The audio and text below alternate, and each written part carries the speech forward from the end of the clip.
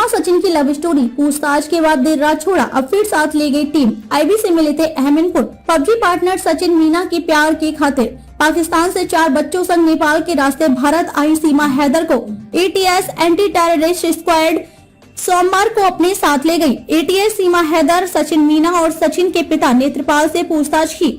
हालांकि सीमा और सचिन को पूछताछ के बाद एटीएस की टीम देर रात उसके घर पर छोड़कर चली गई। मीडिया रिपोर्ट्स के मुताबिक आज भी सीमा और सचिन से पूछताछ हो सकती है। सीमा हैदर के बिना वीजा नेपाल के रास्ते भारत में आने पर 50 दिन तक रबुपुरा में रहने संबंध में गौतम बुद्ध नगर पुलिस ने केंद्रीय व प्रदेश की कई एजेंसियों को पत्र लिखे थे। एटीएस शुरुआत से ही इस मामले पर नजर बनाए हुए थी। एटीएस यह पता लगाने का प्रयास कर रही है कि सीमा हैदर प्यार की आड़ में जासूसी या किसी गलत इरादे से तो भारत में नहीं आई है। एटीएस टीम सोमवार शाम रबुपुरा पहुंची और दरवाजा खुलवाने के बाद सचिन मीना के घर में 3-4 सदस्य प्रवेश कर गए। 2 सदस्य गली की दोनों ओर गए, मगर गली में मौजूद लोगों व मीडिया कर्मियों को उन्होंने अपना परिचय देते हुए बाहर भेज दिया।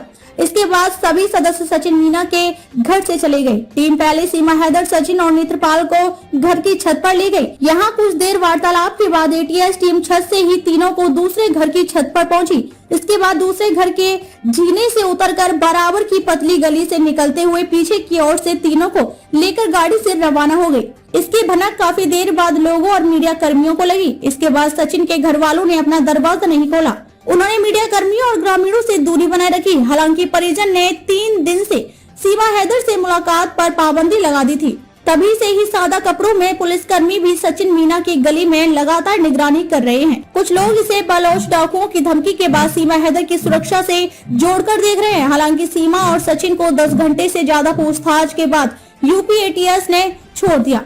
पुलिस ही नहीं, आईबी के इनपुट पर हो रही पूछताछ। सूत्रों का कहना है सीमा हैदर मामले का खुलासा होने के बाद एटीएस की रडार पर है। उससे बरामद पहचान पत्र आदि हाई कमीशन को भेजे गए हैं। सीमा से पूछताछ के लिए एटीएस ने सवालों की सूची तैयार की है। सीमा कहीं जासूस तो नहीं, उसके संबंध आईएसआई से तो नहीं, या वह देश विरोधी गतिविधियों में तो लिप्त नहीं है। कुछ ऐसे सवाल के जवाब एटीएस हासिल करने का प्रयास कर रही है। हाल ही में दिल्ली से आईबी की टीम जिले में पहुंची थी और टीम ने सीमा हैदर के बारे में जांच पड़ताल की। ये भी जानकारी मिल रही है कि आईबी के इनपुट के बाद ही एटीएस ने सीमा हैदर से पूछताछ शुरू की। सीमा एजेंसियों को न केवल सीमा हैदर के भाई के पाकिस्तान आर्मी में होने बल्कि उसके चाचा के भी आर्मी में सूबेदार होने की जानकारी मिली है। इसके अलावा एक अधिकारी ने यह भी बताया कि एटीएस डिलीट किए गए चैट रिकवर करने पर संदिग्ध बातचीत, सैटेलाइट फोन इस्तेमाल की आशंका पर भी पूछताछ कर सकती है। नेपाल के रास्ते पाकिस्तान से भारत आ गई थी सीमा।